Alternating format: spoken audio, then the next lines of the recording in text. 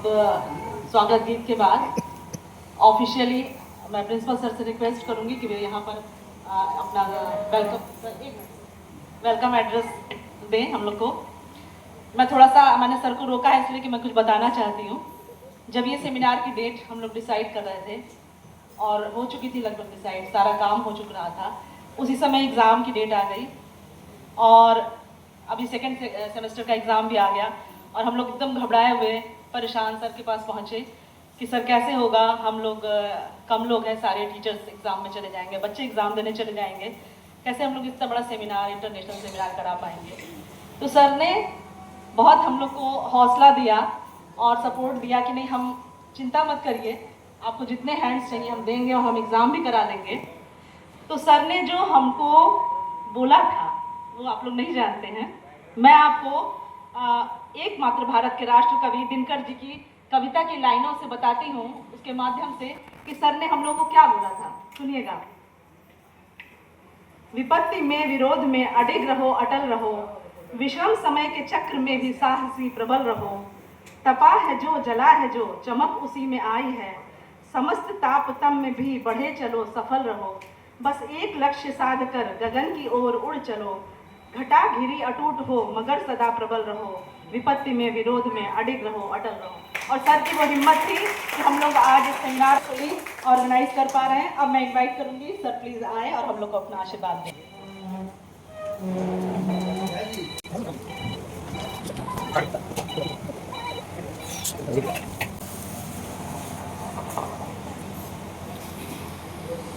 महर्षि विश्वामित्र महाविद्यालय के प्रांगण में उपस्थित और मंच पे आसीन थोड़ा बढ़ाइए।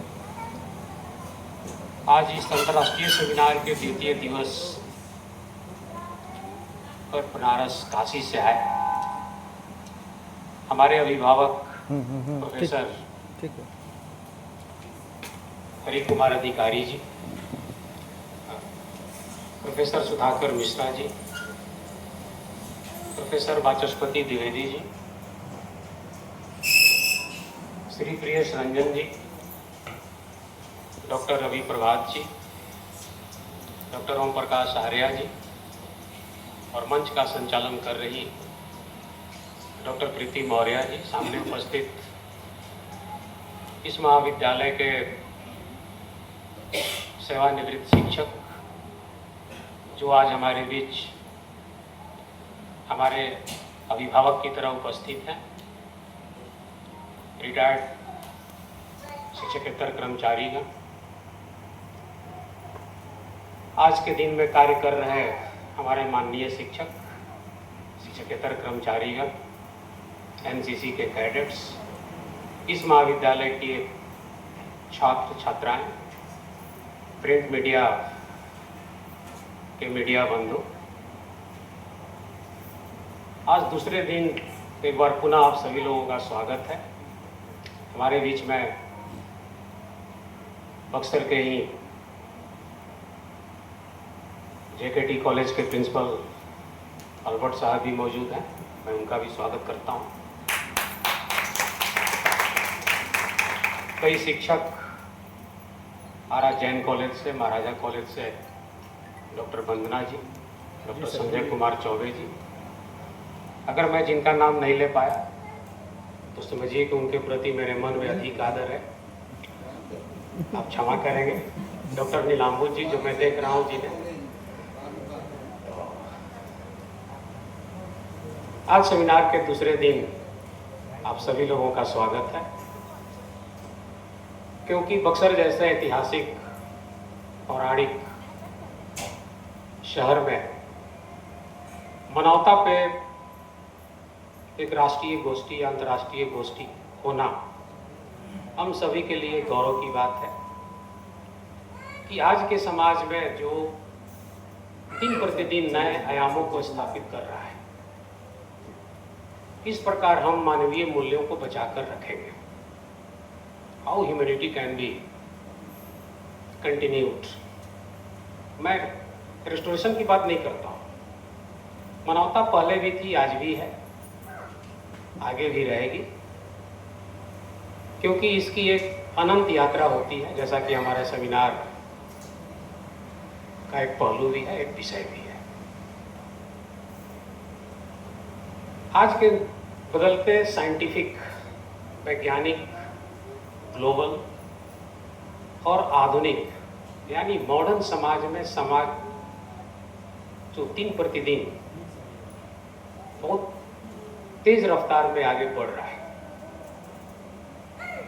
क्या वैसी परिस्थिति में बिना मानवीय मूल्यों के हम चल सकते हैं? इस पर विचार करना बहुत आवश्यक है,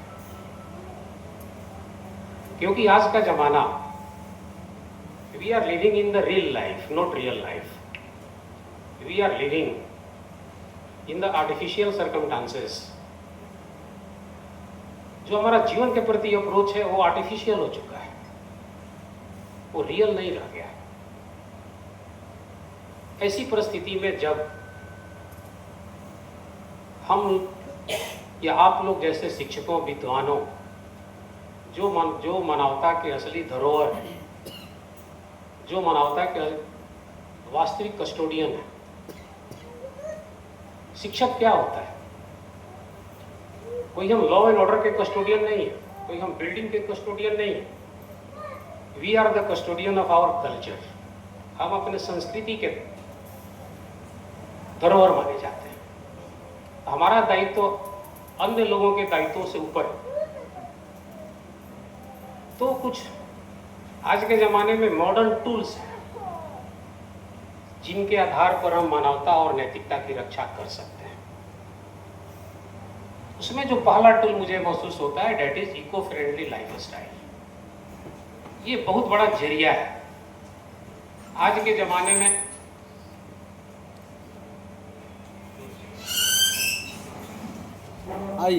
आज के जमाने में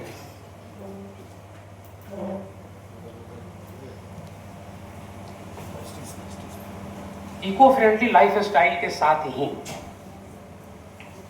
इको फ्रेंडली लाइफ स्टाइल के साथ हम मानवता की ओर अग्रसर हो सकते हैं। कैसे? क्योंकि जो हमारा इकोसिस्टम है, रहने का तरीका, जीने का तरीका, अगर आडंबर से थोड़ा हट जाए, आर्टिफिशियल सर्कमस्टांसेस से अगर थोड़ा हम दूर हो जाए, तो कहा गया है कि अगर कोई मनुष्य अपने अंदर प्रकृति के प्रति प्रेम को उजागर कर ले, यानी प्रकृति के रक्षा का थोड़ा भार, जितनी भार पृथ्वी हमारा ग्रहण करती है, अगर उसका 1/10 भी अगर हम प्रकृति को लौटा दें, तो लौटाएंगे कैसे? इको फ्रेंडली लाइफ स्टाइल अपनाकर। इको फ्रेंडली लाइफ स्टाइल में 2 to 3 किलोमीटर्स अगर हमें ट्रैवल करना है, हमें पैदल चलना होगा। 5 to 7 kilometers we should use bicycle, then public transport, then heavy vehicles like train and etc. लेकिन आप समझिए कि हम भारत के पूर्वांचल में रहते हैं, जहां पर आडंबर का सबसे बड़ा योगदान है जीवन में। गाड़ियों की लंबी कतार अगर आपके बारात में ना हो तो बारात नहीं माना जाता। किसी समारोह में, शादी में, श्राद्ध में आपके यहाँ गाड़ियों से ट्रैफिक जाम ना हो तो आपका सामाजिक स्टेटस नहीं बढ़ता है। We are living in such society and we have to consider all this facts. तो इको फ्रेंडली लाइफ स्टाइल अपनाकर हम समाज में मानवता का एक संदेश दे सकते हैं। दूसरा चीज है, एक टर्म है इंग्लिश का, इक्लेक्टिक ह्यूमनिज्म। अगर मानवता आपके अंदर नैतिकता से नहीं आती है तो मशीनों के द्वारा लाया जाता है। मैं आपको एक उदाहरण देता हूँ, मैं थोड़ा सा समय लूंगा कि मैं आपको एक उदाहरण देता हूँ। रोड पर बैठा हुआ मोची के साथ आपका व्यवहार उस स्तर का नहीं होता अगर वही मोची बाटा में, लिबर्टी में या किसी ब्रांड के कंपनी में मशीन पर बैठकर जूते को स्टिच कर रहा हो, रोड पर जो मोची बैठा हुआ है वो हमारे आपके लिए कुछ भी नहीं है. They are supposed to be puppets, dolls in the crushing hands of human beings. लेकिन अगर उसके सामने मशीन आ जाता है तो उसकी सामाजिक स्टेटस, उसकी सामाजिक स्वीकार्यता परिवर्तित हो जाती है. तो अगर आप मानवता नहीं लाएंगे तो मशीन में भी ताकत है जो समाज में एकरूपता, मानवता, नैतिकता का संदेश दे सके. That is called eclectic humanism. और मूलराज आनंद ने अपने नॉवेल अनटचेबल में इस बात को दर्शाया है कि कैसे मशीन किसी अनटचेबल के जीवन में, अछूत के जीवन में सामाजिक स्टेटस को आपको आगे बढ़ा सकता है.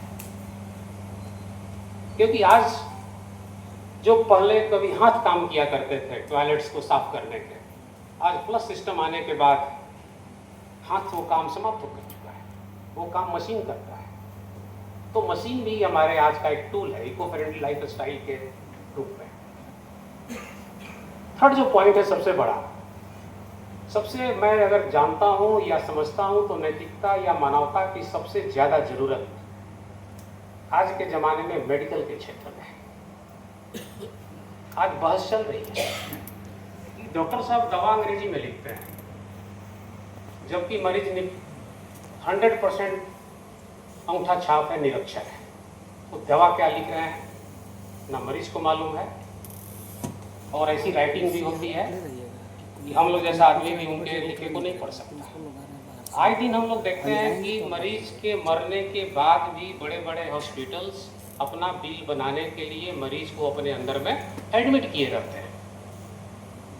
तो इस बात की जरूरत है कि कैसे इस पॉइंट को हल किया जाए. समाज को सोचना होगा. आज हमारे बीच में बहुत अच्छे अच्छे विद्वान हैं, हम ही का काम है इसका सलूशन. क्योंकि कोई इंजीनियर, डॉक्टर समाज में परिवर्तन नहीं लाता, समाज में परिवर्तन चिंतक लाते हैं. और वो चिंता आप जैसे शिक्षकों के मन में भी होनी चाहिए. तो कैसे इस फील्ड में हम एक मानवता का संदेश दें, मेडिकल कल्चर को कैसे हम सुधारें. हो सकता है कि आपके जैसा, हम लोग के जैसा किसी के पास पैसे ना हो, क्योंकि भारत में आज भी 70% जनसंख्या 70 रुपए से नीचे में अपना जीवन व्यतीत करती है. तो इस मामले में भी सोचने की जरूरत है. मानवता तभी आएगी जब आप धर्म और धार्मिकता में फर्क महसूस करेंगे. हमारा जीवन धार्मिक हो सकता है कि मैं किसी धर्म को ना मानूं. It is clear. हो सकता है कि मैं नास्तिक हूं या मैं किसी खास धर्म के प्रति मेरी आस्था ना हो, लेकिन अगर हमारे अंदर धार्मिकता है तो जो मेरी जर्नी धार्मिकता से सामाजिकता की तरफ रहेगी वो एक नया संचार पैदा करेगा. तो हम समाज को अपने धार्मिक आचरण से जोड़ने का या इससे जुड़ने का प्रयास करना होगा. तब जाकर हम एक नया संदेश दे सकते हैं. हमारे विद्वानों, हमारे शिक्षकों को इस बारे में भी सोचने की आवश्यकता पड़ सकती है. थर्ड है आइकॉन मेकिंग. आज आपका आइडल कौन है, यानी आपके सामने. एक जमाने में गांधी हमारे लिए आइडियल हुआ करते थे. आज का समाज आइडल शून्य है. एक जमाने में बुद्ध भारत के आइडल हुआ करते थे. तो जो संस्कृति महात्मा बुद्ध और महात्मा गांधी जैसे महापुरुषों ने दिया, आज मुझे लगता है कि उसमें वैक्यूम है, उसमें खालीपन नजर आ गया है. यह देश, हम तो गाते हैं कि वैसे देश में रहते हैं जहाँ पे मानवता कण कण में बने, लेकिन आज हम कहाँ हैं ये सोचना अति महत्वपूर्ण है. आज का सिनारियो क्या कहता है, आज का समय क्या कहता है. कल हमारे विद्वान ने बहुत अच्छा कहा कि हम विश्व गुरु होने का दम्भ भरते हैं, परंतु हमारा चेला कौन है? कोई देश आपका चेला है इस मामले में? आपके ज्ञान को सत्य स्वीकार कर रहा है भाई। भारत कभी जो सत्य अहिंसा के लिए जाना जाता था, क्या विश्व के किसी देश ने सत्य अहिंसा को अपनाया? आज खाड़ी युद्ध देख लीजिए, 2 वर्ल्ड वार्स हुए देख लीजिए, जिसमें करोड़ों जान गई। तो हम ये दम्भ न भरे झूठा कि हम विश्व गुरु हैं, या तो विश्व गुरु के कई चेले भी होने चाहिए देश, बट नोबडी इज। तो इस कॉन्ट्राडिक्शन, इस विरोधाभास के साथ हम अपने समाज में मानवता का संचार, मानवता का संदेश आने वाली पीढ़ी को कैसे दे सकते हैं? तो अपने विचार, अपने व्यवहार, अपने रहने के तरीके, अपने आचरण, क्योंकि विद्वान में कभी दम्भ नहीं होता। आप किसी भी विद्वान को देख लीजिए। और हमारे लिए बहुत खुशी की बात है कि भारतीय ज्ञान परंपरा पर होने वाले सेमिनार में हमारे सारे विद्वान भारतीय ड्रेस कोड में ही हैं। हमने किसी, जो भी विद्वान हमारे बीच आए उसमें से लगभग 75% 9 वक्ताओं में से 6 वक्ता हमारे भारतीय ड्रेस परंपरा के अंतर्गत ही हैं। तो अपनी परंपरा पर गर्व करने से पहले हमें सोचना होगा कि आज हमारा कर्तव्य क्या है। आज हमारे बच्चे, हमारी बच्चियां इस दिशा में जा रही हैं। तो मानवता का संदेश तभी जाएगा जब हम अपने जीवन में के व्यवहार में इन चीज़ों को उतारेंगे, आडंबर से दूर रहेंगे, एक दूसरे के प्रति श्रद्धा का भाव रखेंगे, एक दूसरे के भावनाओं का आदर करेंगे, विचारों का आदर करेंगे, तब जाकर हम अपने समाज में मानवता का संदेश, नैतिकता का संदेश दे सकते हैं। एक बार पुनः आज पधारे मैं सभी अभिभावकों, सभी विद्वानों, अपने सभी शिक्षकों, छात्र छात्राओं, सभी कर्मचारियों का हार्दिक अभिनंदन करता हूं और उम्मीद करता हूं कि आज के बाद महाविद्यालय में भी मानवता और नैतिकता का संचार होगा। मैं अपनी वाणी पर विराम देता हूँ। बहुत बहुत धन्यवाद।